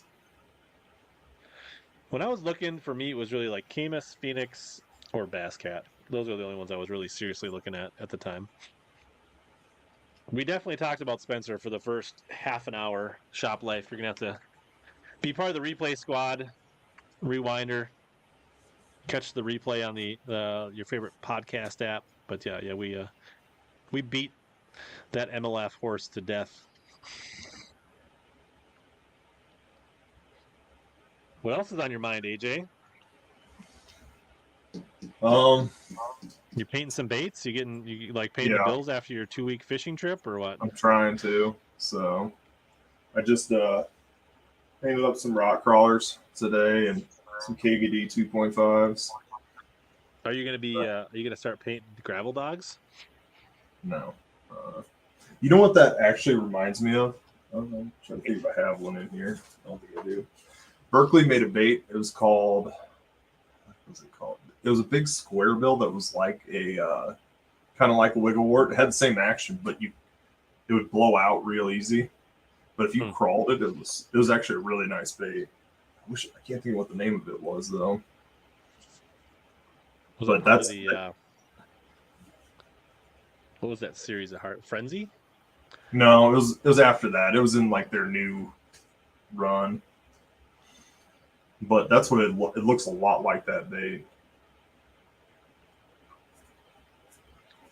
Thanks, DK. See, I can have inventory sitting on the wall. There you go.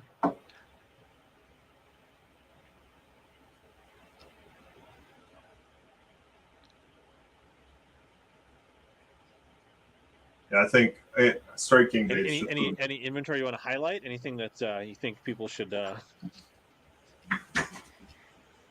like custom paint QVC here? I did up some of these jigs. Is this the jig? Yeah, it's the jig. This is the Co-Angler special. This is just a little backstory. This is the jig that AJ ties for himself, but until recently had not put on the site. Yeah, and it's my best. It's my best color.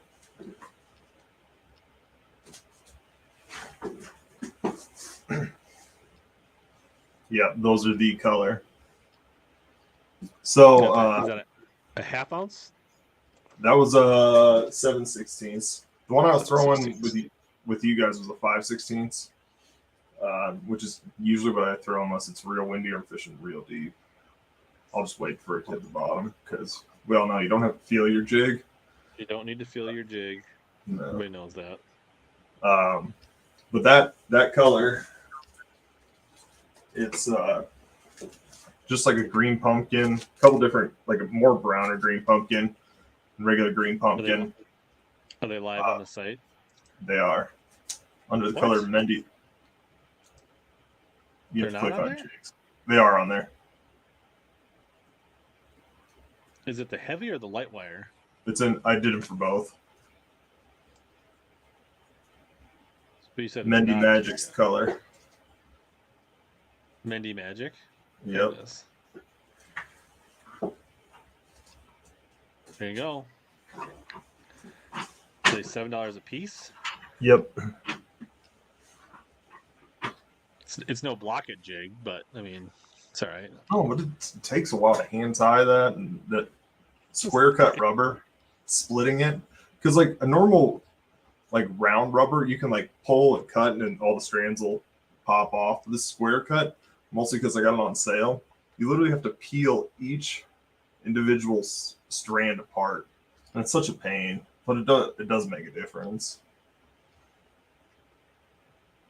The Mendy Magic. I put a link down in the chat. Yeah, you just knocked off Missouri Craw. Congratulations. It's not Missouri Craw. Missouri Craw's got brown in it. And red.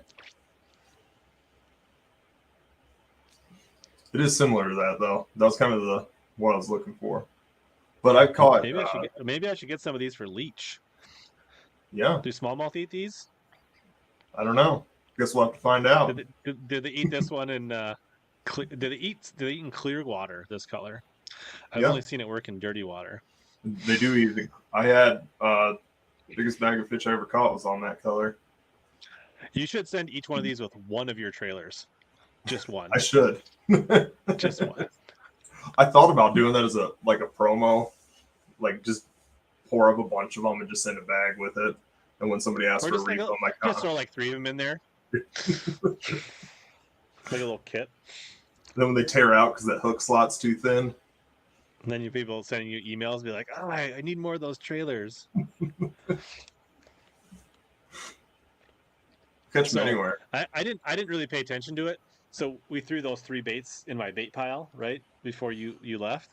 And like at the end of the day, which will probably show up in the video, but Tiki and I were just blazing around this lake for it was like tournament time. We were like, we got to leave by this time. And we're just like, I'm going right-handed, he's going left-handed. We're just blazing down, like swimming jigs, skipping jigs under docks. And we were just like, every dock, like boom, boom, boom, boom. And like whatever I had on had like, I think I'd finally snapped my little keeper, like it broke. And like I got down to like one leg on the chunky D I was fishing, and like then I lost that, and then I like went down the pile and grabbed another thing and caught like one fish on that, and then that I was like going through, and then I was like I came across one of yours, and it was literally one fish shredded. Pick up another one fish shredded. Like, yeah, they don't last. They weren't like whoever designed them with the hook slot on each side is just a dumb idea. It can't be that hard for you to take a Dremel and just grind that slot out. Yeah, I know, but I want to make them even. For me, I can just keep pouring them, and it doesn't matter. If I tear it out, it just melts it again. And yeah, but then you're just fixing it. That's what's one less cast. Well, efficiency. Yeah. I think you should take one because it's a multi-cavity. Yeah. You should take a Dremel and take the slot out of one of them, and then see how it goes. And then if you like it, then you could just knock them out the rest. Yeah. Hurts to do that to a $250 mold, though. What's that? It hurts to do that to a $250 mold, though. Then it's custom. I just need to have them machine it that way. I'll just get my own done. So rather than you just take a Dremel and customize it, you want to pay $250 for another mold. No, I just have my guy that owns a machine shop make it. He's not going to do it for free. Yeah, but he'll do it for stuff. He's getting close to retirement. I'll just take the other 5, then pour them one at a time for you guys. TK now refers to him as himself as the one. He is him, the one.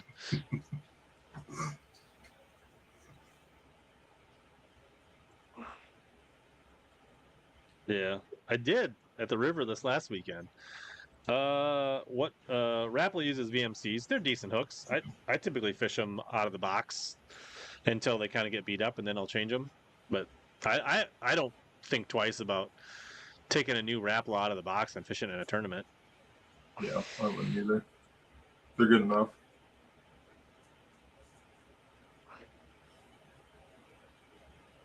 I'm not like, I don't know. Like if I'm putting hooks on one of my baits that I'm putting hooks on, I'm going to put good hooks on. But a lot of times I'll just, unless they're real junky stock hooks, I won't change them. Unless I know like that's the crankbait I'm going to be using. Usually I carry treble hooks with me too. Maybe I could throw my custom DT10s for smallies. Yeah. I did catch a couple of decent fish on the DT10 in practice about a month ago. I saw that was the first bait you threw in that one tournament video. Wasn't some tackle. I do have older DTs that came with Sure sets that I have not swapped out yet because I will use them for practice. Honestly, I've never had problems hooking fish on Sure sets, but I would imagine if I fish down south around a lot of wood and stumps and stuff, I wouldn't love it. But around grass, it's not an issue. I don't know. You could pop those hooks off and give it to somebody that's running tip-offs too. So I think that was the preferred hook for a long time. On your Ozark, I mean, I think Ozark Trail cranks, that's a Walmart brand, so they're like $3, $4 or $5 cranks. You know they're skimping somewhere, and it's probably on the hooks. So yeah, well, you guys got on and mentioned the Berkeley frog. I'm excited just because of the hook that I think they're going to put in it. I noticed like on Tackle Warehouse, not due until October. Yeah. So just in time for winter for me. I mean, like frog season's over at that point for me. So it's like, well, I'll just wait till March or April. Well, I'll buy them in the winter when I don't think I need 8 of them, you know. I'll buy a couple to try. And then they'll sit in my box for a couple of years and I'll throw it.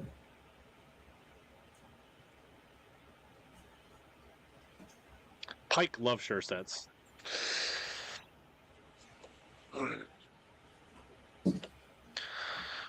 Oh. Actually, I think this is one of your stupid tube hooks. I don't know where the rest of them are, but I'm pretty sure this is one of them. Yeah, it looks like up on the stream. I don't know what I did with the bag of them. Can't find them. Well, I'd say I'd get you some more, but I'm out of 3/16. So I need to order more of That's the only those. size you need, as you heard. Yeah, I know. That's why it's the only peg that's empty.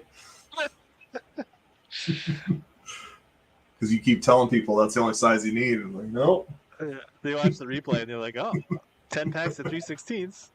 AJ just keeps pouring quarters and eighths, and Yep. he's got 1,000 each of quarter and eighth, but everybody just wants 3/16. Yeah, I keep meaning I gotta order more of those, more hooks. That's an easy pour too. No paint. They never mess up. Yes, the dial. So pretty sure I kind of had already made it up. So I've got Dobbins 743C Extreme. I have 2 of them. I use them both for like smallmouth, like tubes, finesse jigs, things like that, smally stuff. And one of them I have like a Corrado Eye, and I don't love it. So I think I'm gonna take that Corrado Eye off, put that Tatula 70 on there. That should be a bad little mammer jammer, and then I'll probably offload the Corrado Eye on eBay or on one of those Facebook swap Shimano boards. I think You're talking to AJ. 3/0. 3/0. Yeah, but it's much wider gap than, like, most people use the Gamakatsu, and I love that hook for a shaky head, but this one has a bigger gap in it. Much bigger gap.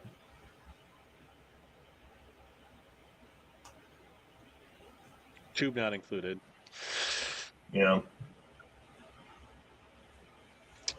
Cadence for Midsummer Smallmouth, as fast and as wild as you can possibly work it. That's what I would say. And that's when it's also a good time to put down the Mega Bass and get like a Duo Realis, or an X-Wrap even works, that has that wider, travels more side to side. I haven't tried the BKK trebles. I was pretty impressed with the what are the I can't think of the Ichikawas. I put those on for my spring tournament up north. I got into the Did you wake Copper? Jeep. You need a treat? You woke up? Oh, he's going I to got sleep over there. into the G Finesse trebles. AJ's for, website is Horseshoe Tackle. I put it in the chat. I could maybe go back and pin it. Yeah, it's just horseshoetackle.com. There. Should be pinned in YouTube now.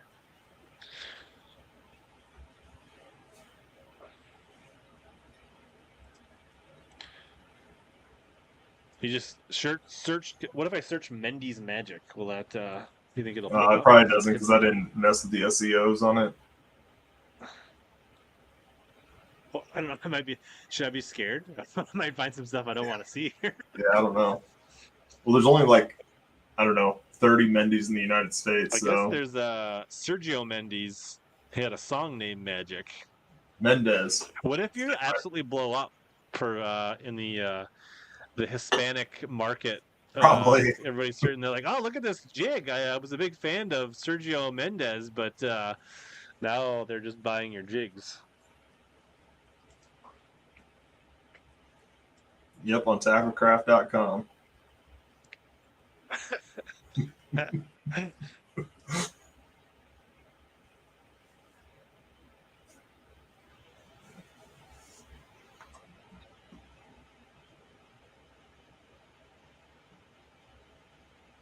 No, I kind of just the stupid tube head. I think it kind of does a similar thing, honestly. But they were kind of doing the same thing. I mean, that basically using that bell sinker inside with that HP hook, right? Basically has a very similar effect to a stupid tube. Yeah, the thing I didn't like about that was that there'd be something in the way of that hook gap. I don't know if it mattered or not, but in my head, like, that weight being in that hook gap will prevent it from coming out. Yeah.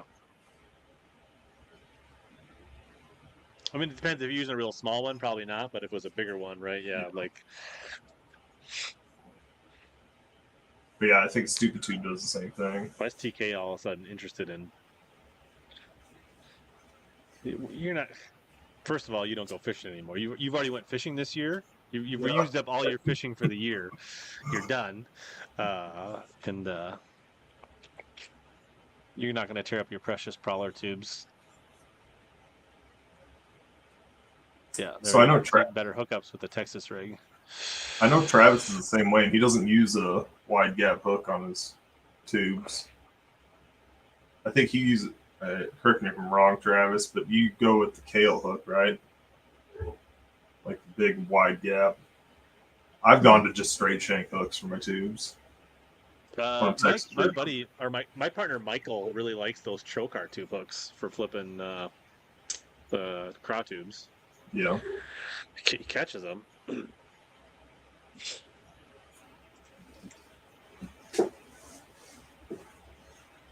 I kind of stumbled upon the straight shank thing by accident. I was throwing something else and I put it on a craw tube, and I just never missed one. Yeah, no, that works. I do really well on that ring DWG hook on craw tubes as well. I'd actually bought that trip to throw them with the craw tube, and then I started catching them on straight shank and never tied one. I still have them. I've never put one on. Hopefully you put those in the bathroom and get many years of enjoyment out of those 3 issues of Bassmaster I gave you, Tacklecraft. So next year, if we do it again next year, make sure you bring a couple issues of your favorites. Bassmaster, Bass Times. Yeah. Mr. Taylor's a big jungle wide gap. Yeah, well, we do what we can.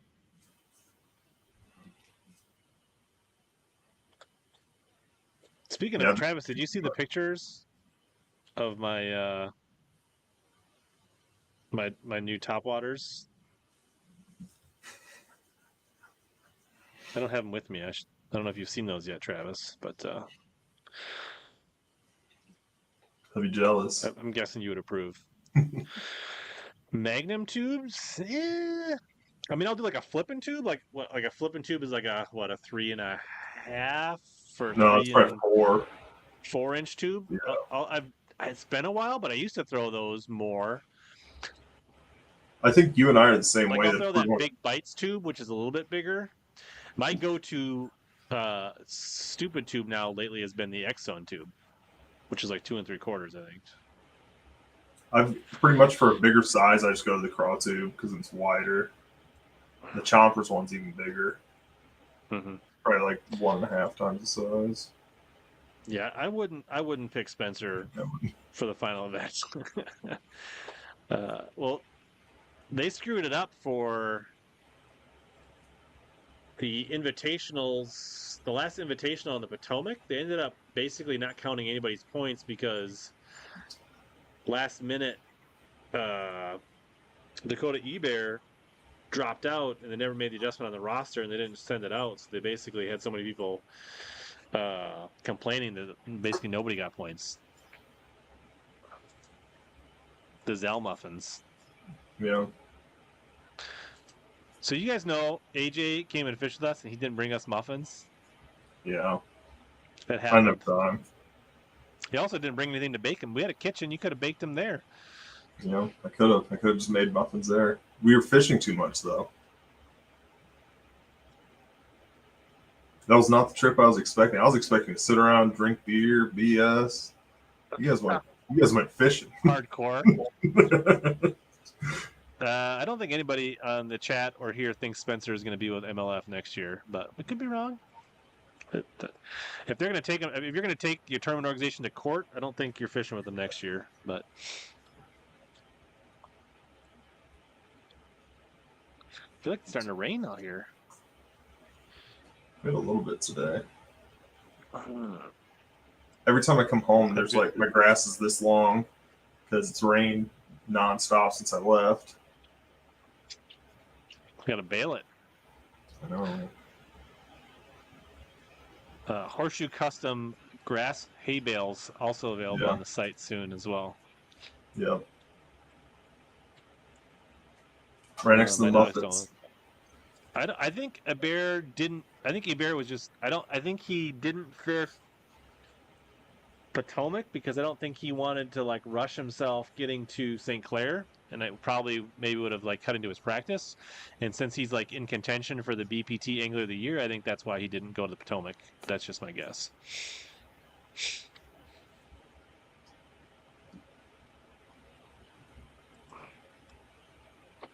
You'll have to look what my bass Drain the Lake ranking is. I know I moved up even though I didn't have a full lineup last tournament. I'm in the top. I'm like in the top 80 now. Nebraska math. Yep. Counting's hard. Told you the N stands for knowledge.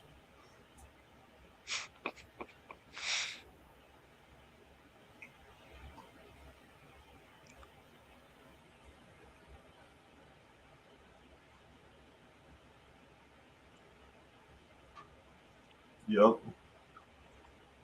All the secrets are coming out. It's not good this year. It's too wet.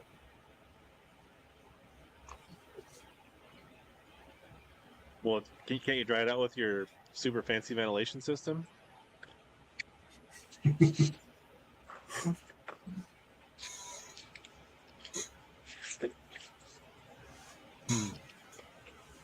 TK, you should probably use a filter. It would help a lot. The juicy juice. I think I'm gonna come up with some muffin stickers. Yeah. When There it's you go. done. If you buy $100 of 3 16-ounce Stupid Tube heads, you get a free sticker. Yeah, I got these are the last ones I got there. Ooh. Nice and glittery. I've seen they've like pushed those quite hard in like their promos. Yeah, they did a promo and it was like 50 for $19. I was like, whatever. Something different.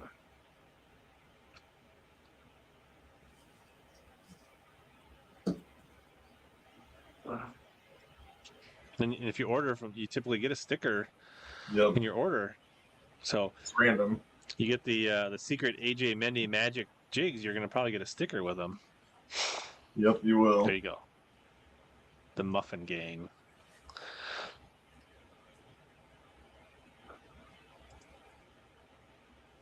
So, and so you're saying if anybody orders Stupid Tube heads or Mendy Magic jigs, they'll get glitter stickers? Yeah, they'll get glitter stickers. Stripper glitter stickers? Yep. I don't know how many. I got There you a go. bunch Put it right of on your back pocket of your are your rock jeans already revival. bedazzled, Travis, so they'll blend right in? I'll have to put them on my Levi's. That way they look like rock revivals. So he went to Saginaw pre-practice. So he skipped the Potomac to pre-practice Saginaw Bay. I never had any pogs. I had a lot of pogs.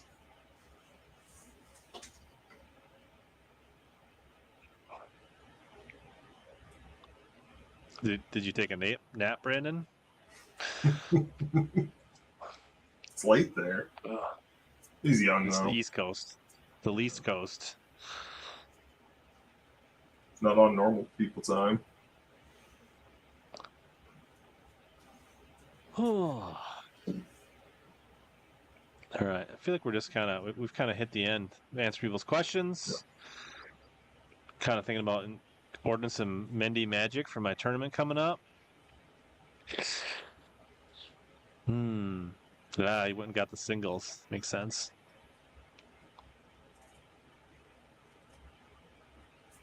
But yeah, I think we covered some ground. Some good conversations early. So if you came in late, go back and listen to the beginning. Either Facebook or YouTube or on your favorite podcast. What's your favorite podcast? What's your app of choice for podcasts, AJ? Well, now a lot of people are doing them on YouTube, so I usually try to watch them on YouTube. Okay. That way they get the. The nice thing, if you have, I'm a big YouTube Premium guy. It's well worth it, and you can listen without having the screen on. Yeah. Well, I can have it on my computer, and then I have Bluetooth headphones, so I can be in the paint booth. Sure. But I like to listen in the truck and Bluetooth, all that stuff too. So then, it's nice not having the screen running all the time. Yeah. So, good deal. Well, thanks for coming on, AJ. Extending it to the full 2 hours, so that way TK didn't actually have to help Amy pack. So, doing God's work. Yeah, this YouTube Premiums. A, there's no ads. B, you can turn your screen off on your phone and still listen to it. That's the two big things, I guess. But it also allows you to I don't use this as probably as much as I should, but if you fly at all or go through a lot of areas that don't have good signal, you can download videos or download streams or podcasts and then replay on demand. TK, we know you got YouTube Premium. All right. Well, cool. Thanks, everybody. As always, here to help you guys catch more big bass and suck less.